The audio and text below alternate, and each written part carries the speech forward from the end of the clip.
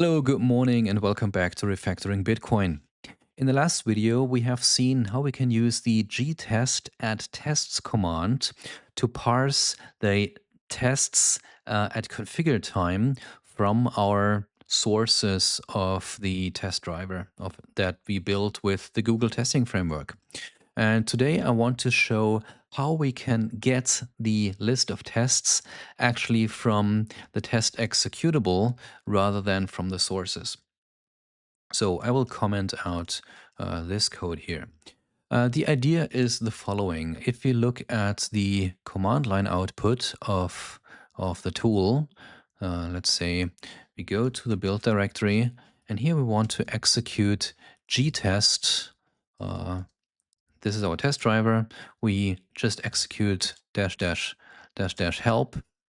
If we input any invalid argument, it simply runs all the tests. But if you if we add dash dash help, you see here the output, the options that the driver provides. And here we have this option, GTest list tests, that gives us a list of tests. It also then we use GTest filter to select an individual test that we want to execute. We showed an example of that in the previous video. But today we want to use this GTest list tests command here. Okay, let me copy that and pass it to the executable. And now we see we have this human readable output here. The first line is just that it's running main from which source file. But what follows here is the human readable output of the tests that we defined in our sources. Okay, so this is the top level, and this is here the second level in the test hierarchy. Okay, and for simplicity, I will just parse the top levels here. So what I want to do in the source file is invoke execute process. Execute process. And the process that I want to execute here, I have to give a command. And since this the process here will be executed from the build directory, and I want to invoke the GTest binary, I have to type the directory where it will be located. So that is tests GTest. And here I also need to pass the option to select the tests. Okay. So this, and the output I want to store in a variable. So output variable, and I call it output. So this is where the output will be stored, and to see whether that succeeded, I want to print that with a message.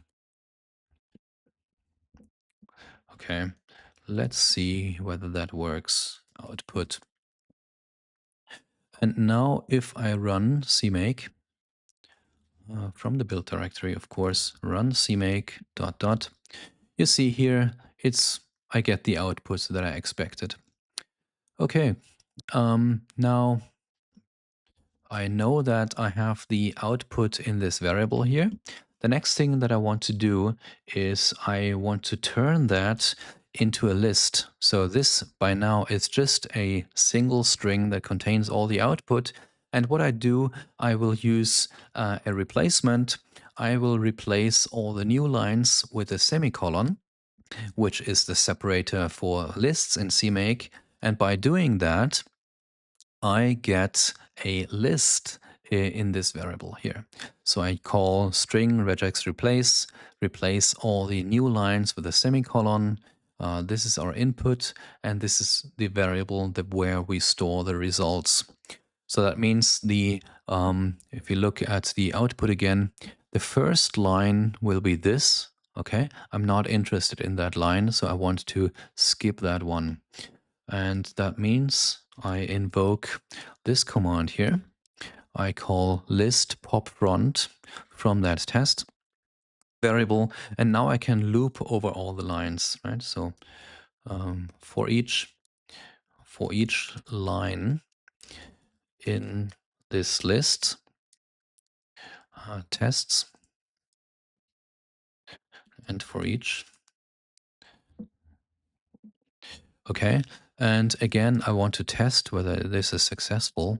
I use printf debugging again with a message, and let me output the line. Let's use, or let's type line here. Okay, let me rerun. Let me use this terminal. I run CMake dot dot, and we see this is the output that we parse here. And now I want to make sure that only certain lines, only the lines match where I actually have the top level test that ends with a dot. Okay, so I use a match expression. This is the code that I will use here. So if that line, if line matches this expression here, so you see we anchor at the front, and what we want to match is just alphanumeric characters, any number of those, and the capture group here ends, and after the capture group we want to have a literal dot, and here we anchor the end of the line, and let's only capture those messages. Okay, and again want to see whether it succeeded. Now we are just printing those two lines. That looks good. So in here I want to call now add test. Add test. The name of the test will be whatever my whatever I'm capturing. So it's the the capture one here. Okay, so I use CMake match one, and I use the prefix GTest here to know that this is matching the right test. And the test command will be what I had before, right? GTest. GTest with a dash dash.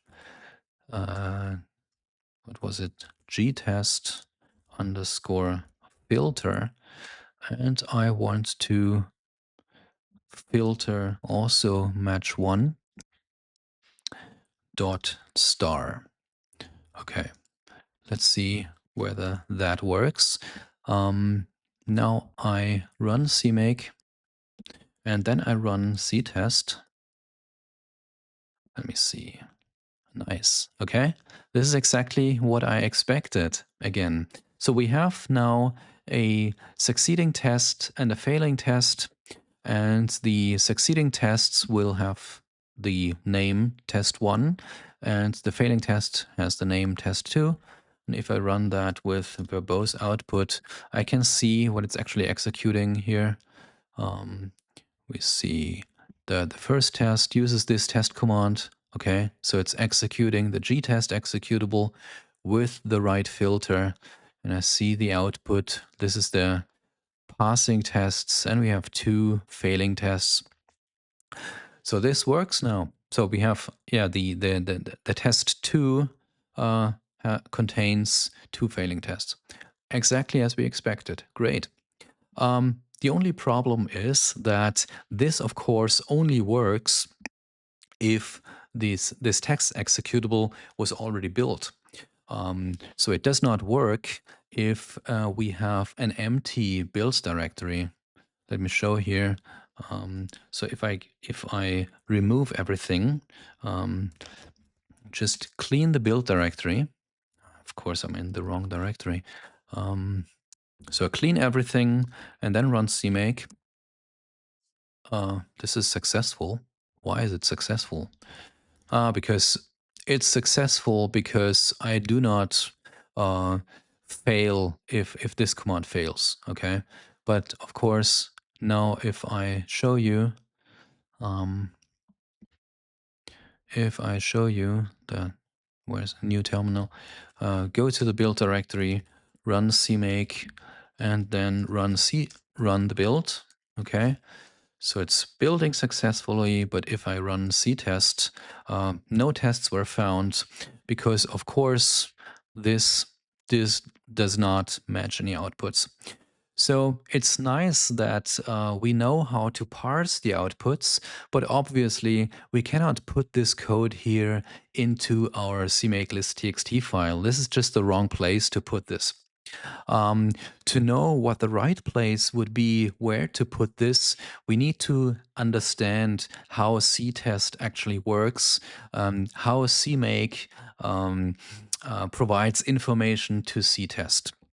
So this is what we will have a look at in the next video. So thanks for watching, and next time, goodbye.